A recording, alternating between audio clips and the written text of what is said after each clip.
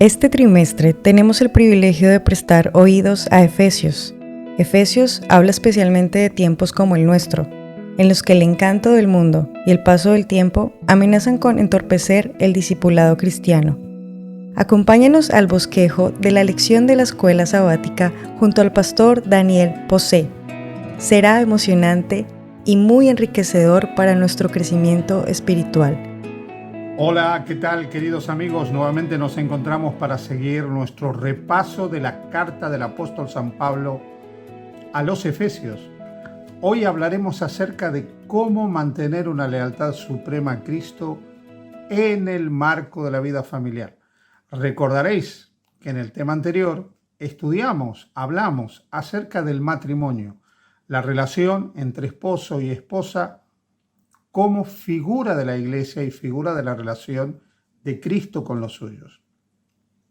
A partir del capítulo 6, el apóstol San Pablo desarrolla el tema de las relaciones sociales, empezando por el hogar y terminando por el plano de las relaciones laborales. Me gustaría leer con vosotros el capítulo 6, versículo 1 al versículo 9.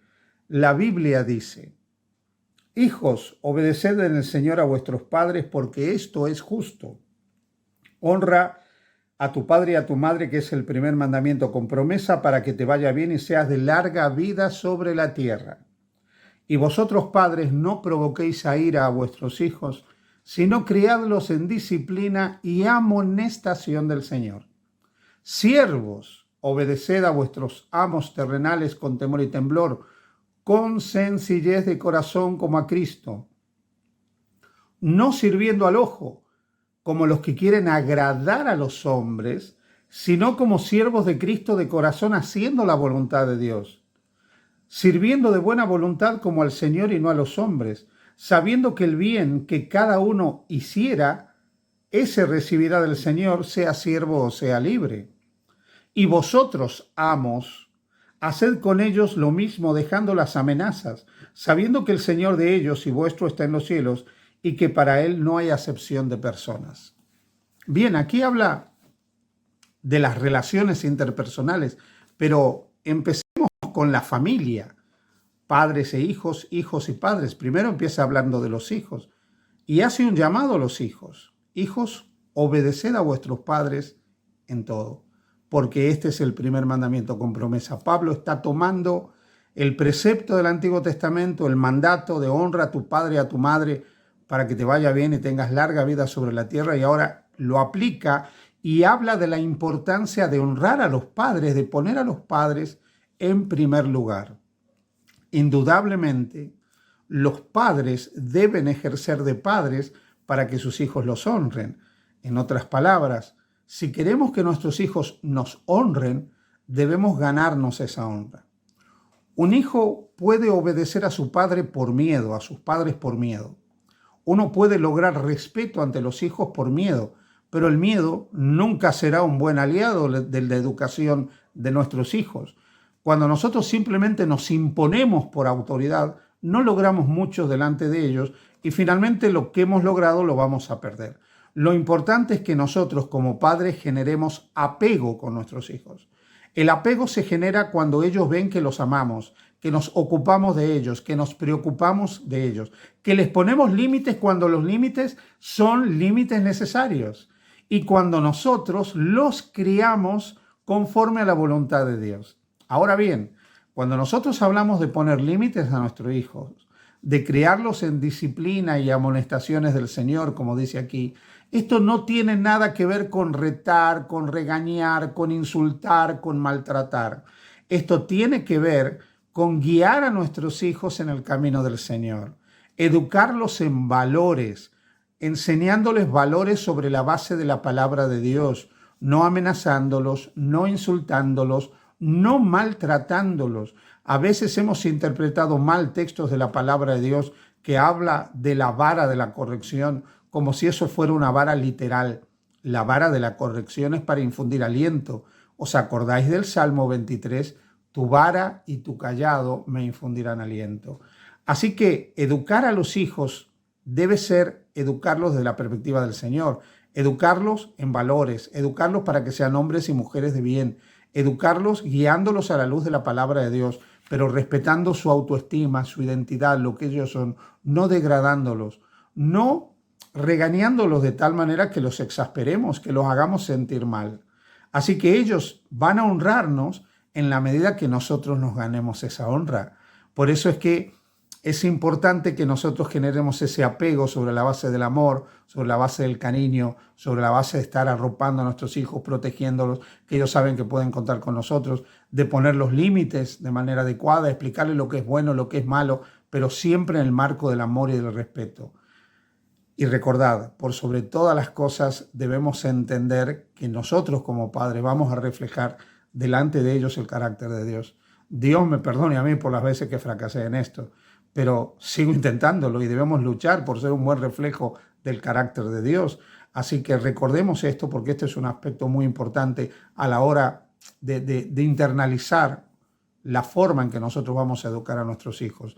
Nada de maltrato, nada de descalificación, nada de violencia, sino amonestaciones en el sentido de mostrarles el camino correcto, disciplina, mostrarles qué es lo bueno, qué es lo malo, poner los límites, pero desde el amor, desde la bondad, desde el carácter de Dios manifestado por nosotros hacia ellos.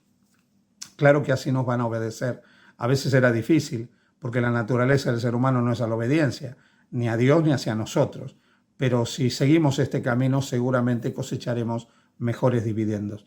Habla también de la relación, este texto, esta porción de la palabra de Dios, de las relaciones que hay en el mundo social. En los días de Pablo existía la esclavitud. Hay que recordar aquí que el Evangelio no pretendió acabar con las estructuras sociales de sus días, sino sentar las bases, poner los principios para que eso desapareciera a la medida que el cristianismo iba avanzando. Por eso Pablo va a llegar a decir que todas aquellas diferencias que el pecado había producido, como de clases sociales, ¿no?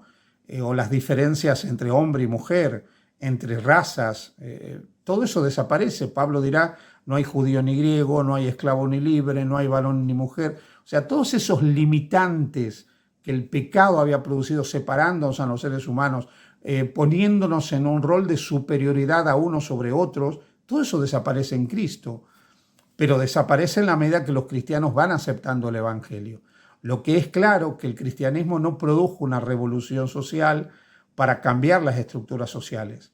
Entregó los principios, sentó las bases, puso el germen, la semilla de la transformación de la sociedad, para que no hubiera esclavos y solo libres, para que no hubiera diferencia entre hombre y mujer y hubiera igualdad entre hombre y mujer, para que no hubiera diferencia entre judío y griego, no hubiera diferencia de razas, sino que todos fuéramos iguales, porque en Cristo finalmente todos somos exactamente iguales. Pero en el contexto de Pablo sí existían estas estructuras sociales como la esclavitud. ¿Y ahora qué dice Pablo? Bueno, que el esclavo ya no debe comportarse como esclavo, sino como un empleado, sirviendo a su amo como si sirviera al Señor. Y el siervo no debe comportarse con maldad, como si no tuviera en cuenta que el que tiene delante es un ser humano, sino comprendiendo que es su prójimo, que es su hermano. O sea, la forma de relacionarse cambia. Y esto se expresa de manera hermosa en una epístola que es la carta a Filemón. La carta a Filemón es la carta de Pablo a un amo al que se le había escapado el esclavo, ¿no? Y ahora él dice cómo amo y esclavo deben tratarse, cómo deben verse desde la perspectiva del Evangelio, como hermanos, como amigos, porque ya no son siervo y esclavo, sino son hermanos en Cristo. Imaginaos, esto cambió la manera de relacionarse en el Imperio Romano de los días de Pablo. Los amos seguían siendo amos, los esclavos esclavos, pero eran hermanos por encima de todas las cosas.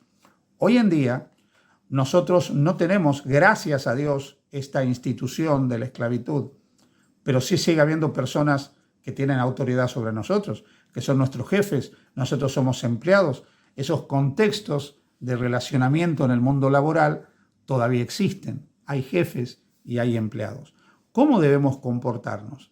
Pues aquí Pablo está sentando un principio muy importante. Cuando nosotros trabajamos para alguien, debemos sentir que lo que nosotros hacemos lo estamos haciendo para el Señor, o sea, hagámoslo como para el Señor. No teniendo la ley del menor esfuerzo, sino de la mayor calidad de trabajo que nosotros podamos realizar. Hagamos lo nuestro tratando de ser los mejores, haciendo las cosas bien como corresponde. Pero si a la vez nosotros tenemos empleados, tratémoslos con dignidad, con respeto, atendiendo a su integridad. En otras palabras, una actitud cristiana de amor, de respeto, de igualdad, valorando el uno al otro, es lo que permite un ambiente laboral sano. Lamentablemente en la historia de la humanidad esto no se ha dado y tristemente a veces los que han trabajado para otros han sido maltratados o no han trabajado adecuadamente, lo cual los ha llevado a perder también sus trabajos. Cuando nosotros aplicamos los principios del Evangelio, la sociedad cambia. Los principios del Evangelio pueden cambiar tu hogar, pueden cambiar tu matrimonio, pueden cambiar tu vida, pero ante todo pueden cambiar una sociedad. Qué diferente sería el mundo, qué distinto sería el mundo si hubiéramos aplicado los valores del Evangelio y viviéramos conforme a la voluntad del Señor. Que el Señor te bendiga. Nos vemos. Dios te bendiga. Hasta pronto. Queridos amigos, ha sido un gusto compartir el bosquejo de la lección de la escuela sabática. Esperamos encontrarnos la próxima semana y así aumentar y fortalecer nuestra fe. Dios les continúe bendiciendo.